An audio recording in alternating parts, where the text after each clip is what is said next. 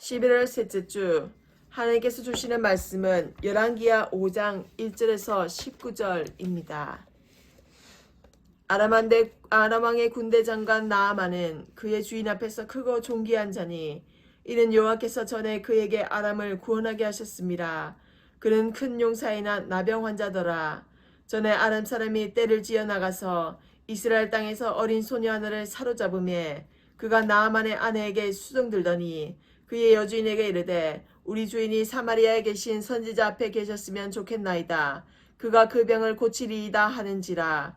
나아만이 들어가서 그의 주인께 아뢰어 이르되 이스라엘 땅에서 온 소녀의 말이 이러이러하더이다 하니 아람 왕이 이르되 갈지어다. 이제 내가 이스라엘 왕에게 그를 보내리라 하더라. 나아만이 곧 떠나갈새 은 10달란트와 금 6,000개와 의복 10벌을 가지고 가서 이스라엘 왕에게 그 글을 전하니 이르렀으되 내가 내 신하 나아만을 당신에게 보내오니 이 글이 당신에게 이르거든 당신은 그의 나병을 고쳐주소서 하였더라.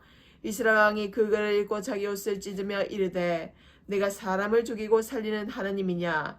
그가 어찌하여 사람을 내게로 보내 그의 나병을 고치라 하느냐. 너희는 깊이 생각하고 저 왕이 틈을 타서 나와 더불어 시비하려 함인 줄 알라 하니라.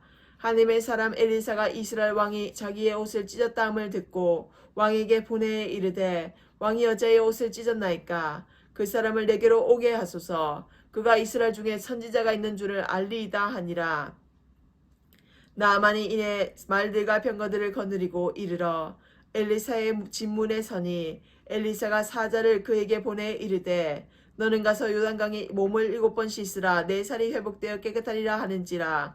나아만이 노하여 물러가며 이르되 내 생각에는 그가 내게로 나와 서서 그의 하나님 여호와의 이름을 부르고 그의 손을 그 부위에 흔들어 나병을 고칠까 하였도다.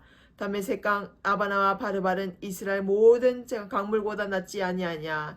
네가 거기서 몸을 씻으면 깨끗하게 되지 아니하랴 하고 몸을 돌려 분노하여 떠나니 그의 종들이 나와서 말하여 이르되 내 아버지여 선지자가 당신에게 큰 일을 행하라 말하였다면 행하지 아니하였으리이까. 하물며 당신에게 이르기를 씻어 깨끗하게 하라 함이리이까 하니 나아만이 이래 내려가서 하느님의 사람의 말대로 요단강에 7번 몸을 잠그니 그의 살이 어린아이의 살같이 회복되어 깨끗하게 되었더라. 나아만이 모든 군대와 함께 하나님의 사람에게로 돌아와서 그의 앞에 서서 이르되 내가 이제 이스라엘 외에는 온천에 신이 없는 줄을 아나이다. 청하건대 당신의 종에게서 예물을 받으소서 하니 이르되 내가 섬기는 여호와께서 살아계심을 두고 맹세하노니 내가 그 앞에서 받지 아니하리라 하였더라. 나아만이 받으라고 강건하되 그가 거절하니라.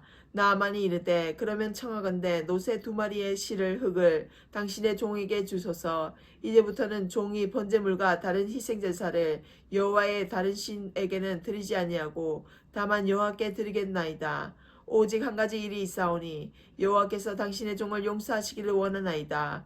곧 내 주인께서 림몬의 신당에 들어가 거기서 경배하며 그가 내 손을 의지하심에 내가 림몬의 신당에서 몸을 굽히오니 내가 림몬의 신당에서 몸을 굽힐 때에 여호와께서 이 일에 대하여 당신의 종을 용서하시기를 원하나이다 하니 엘리사가 이르되 너는 평안히 가라 하니라. 그가 엘리사를 따라 조금 가니라. 아멘.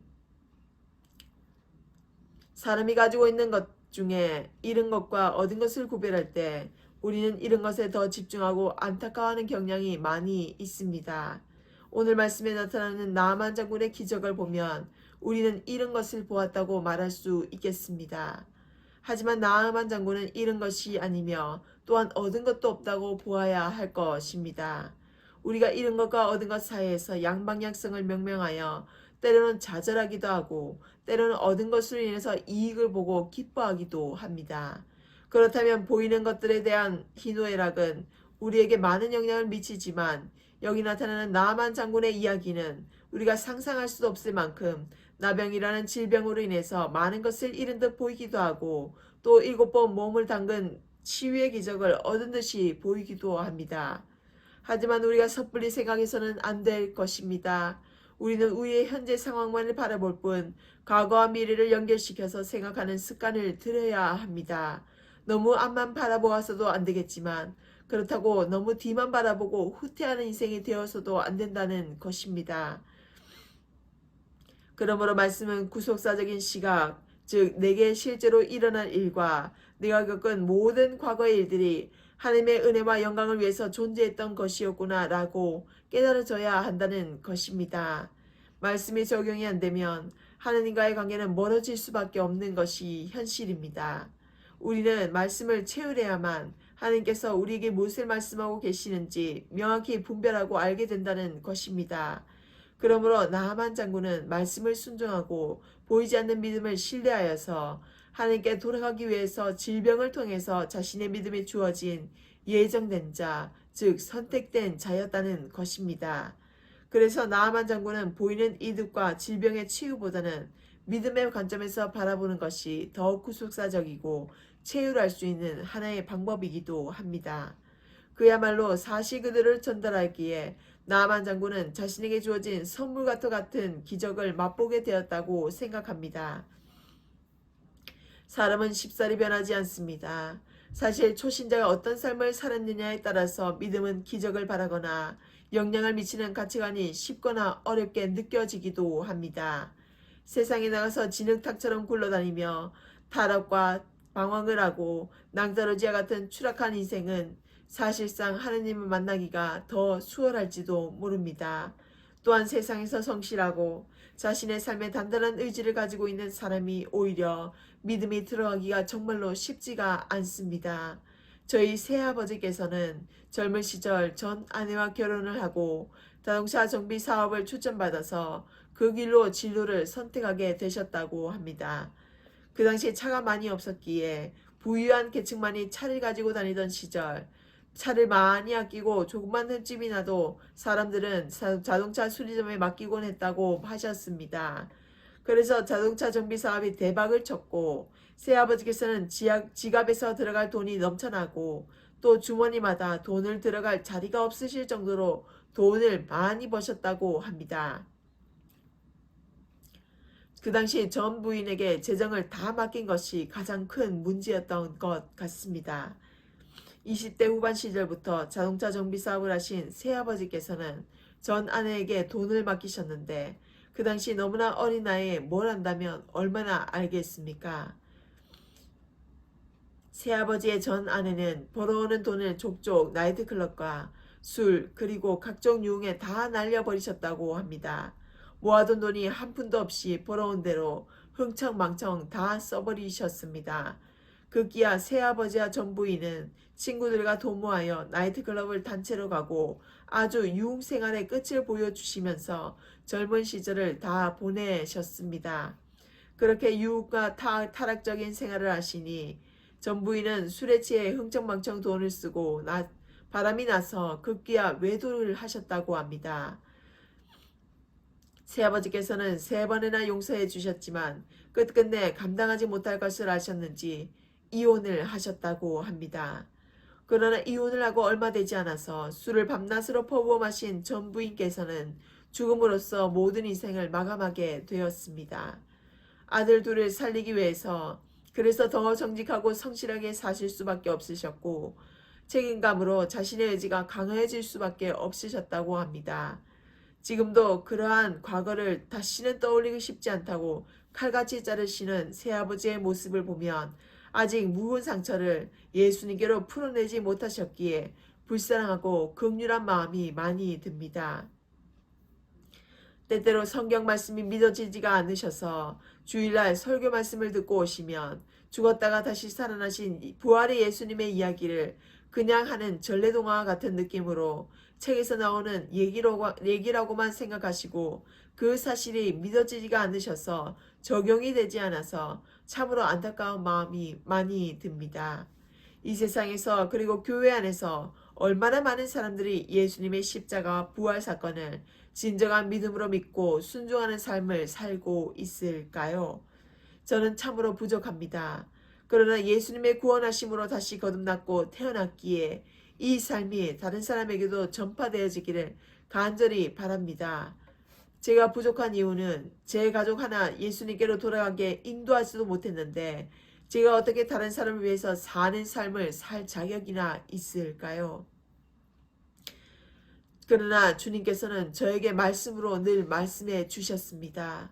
내가 너와 함께한다고 3번의 음성을 들려주신 주님께서는 성경 말씀의 기적들을 저에게도 적용을 하라고 말씀하십니다. 성경 말씀에 보면 선지자들과 예언자들이 하나님의 사명을 처음으로 부인했을 때 그때 주님께서는 3번의 음성을 들려주셨습니다. 그래서 저는 성경 말씀이 적용이 되고 제게 들려주신 그 음성으로 지금까지 살아가고 있습니다. 믿음은 어려운 것이 아닙니다. 그저 이방인이었던, 그래서 주님을 모르고 살았던 나아만 장군처럼 물에 7번 담그라는 말에 따르면 되는 것입니다. 그저 순종하면 된다는 것입니다. 제가 새아버지의 과거를 이야기한 것은 새아버지께서 어쩌면 거부감을 표현하실지도 모릅니다. 그러나 제 입술을 통해서 주님의 말씀을 전할 때에 새아버지의 삶이 나아만 장군가의 삶처럼 되기를 간절히 바라는 마음으로 지금 이 말씀을 통해서 선포하는 것입니다. 목회자로서 선포하는 이 모든 말씀은 이루어질 줄 믿기에 새아버지의 믿음이 예수님의 사랑으로 진정으로 거듭나는 구원의 사도가 되기를 간절히 바라는 마음뿐입니다. 한 영혼이 천하보다도 귀하기에 우리는 끊임없이 믿지 않는 가족들을 위해서 기도하고 말씀을 체휼하여서 적용해 나가야 합니다. 때로는 믿음이 들어가지 않아서 화가 나고 믿기까지 한 새아버지를 예수님께서는 여전히 사랑하셨기에 힘들었던 과거가 도구가 되기를 간절히 바랄 뿐입니다. 여러분들도 가족 중에 믿지 않거나 홀로 먼저 믿어서 1인 믿음이 된 분들도 있으실 것입니다. 그런 여러분들이 참으로 저는 자랑스럽습니다. 비록 저는 모태신앙으로 태어났지만 믿음의 생활을 쭉 이어가지 못한 참으로 방탕한 죄인이었습니다. 그래서 저도 1인 믿음을 가지신 분들을 보면 참으로 존경스럽다는 생각이 많이 듭니다. 부족한 저에게 자양분을 주고 겨자씨와 같은 믿음 속에서 심지가 굳은 사람, 믿음의 사람이 되게 하신 것은 바로 여러분들 덕분입니다. 여러분들이 없으면 저도 없습니다. 그래서 제가 존재하는 이유는 하나님의 사랑을 전하는 믿음의 사랑이 되어서 한 영혼이라도 살릴 수 있는 목회자의 사명을 살도록 허락하신 주님의 전적인 은혜이기 때문입니다.